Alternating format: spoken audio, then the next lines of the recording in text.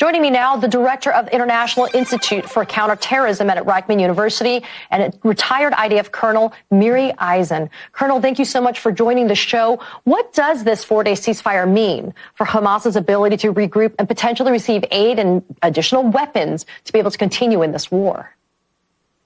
Hamas have been building their capabilities for over a decade. I don't think we always understand what that means, that they've ruled over the Gaza Strip for 16 years. That's such a long time period. So first of all, I think for them, it's to really go and assess what Israel has destroyed in our over 3 weeks of the ground operation, let alone with the aerial campaign as well. So they're going in, they're assessing. Only now are they starting to put out an additional list of very high-ranking Hamas terrorists were killed by Israel in the last 3 weeks. They themselves didn't know that. So what we're seeing in that sense is that in the northern Gaza Strip, where Israel has been very intensely campaigning, where they're going to be looking, trying to put together booby trapping, going back and seeing where Israel is deployed to try and hinder any capability of Israel once we go back and continue the ground operation. The second thing that they're going to be doing is I don't want to say licking their wounds. That just sounds too terrible.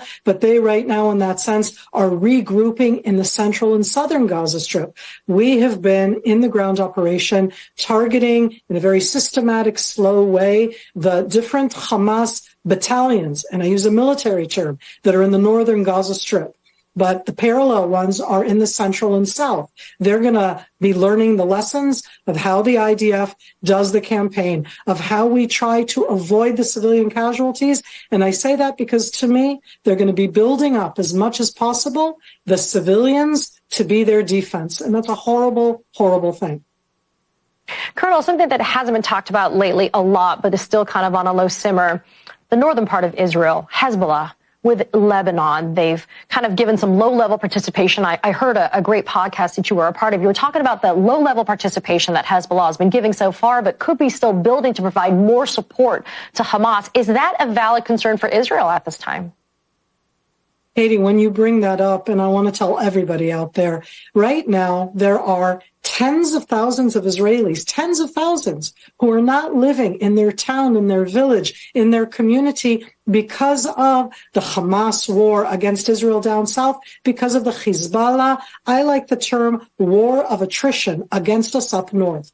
Until and including last Friday, the day itself that we started with this pause, Hamas have continued to fire into Israel. In these last few days, when there's a pause down south, Hezbollah have continued to fly in unmanned aerial vehicles into Israel. They do so to gather information. They have done so with what we call the suicide attack, different type of drones. This is something that's going on continuously. And in addition, we also have further away forces that continue to attack us, both the Houthis from Yemen and piracy in the Persian Gulf. So Israel is on attack in a lot of different places, not just from the Hamas and in this ground operation down south. A major complication in Israel's offensive in Gaza has been Hamas's elaborate tunnel system, which may still hold hostages. Has progress been made, do you think, in decimating Hamas's ability to continue to use this tunnel system while still safeguarding the lives of hostages that are being held? I'm going to give the worst example possible, especially on a Sunday, and I think that you're in New York. But think of it, if we're looking at the greater subway system of New York, that we've been very effective against the subway in the Bronx, but we really haven't done a lot on the subway system in Manhattan. And I know that's a horrible way, but I want people to understand the challenge right now, because we're working in one area where there are these paramilitary terror battalions of Hamas in the northern Gaza Strip. But they built this whole subterranean arena throughout the Gaza Strip. As I said before, 16 years of building such a system means that they have hundreds of miles of these underground subterranean tunnels, both to hold the hostages in, but overwhelmingly for their tens of thousands of paramilitary terrorist fighters. So yes, it's still a challenge. We've been very effective up north.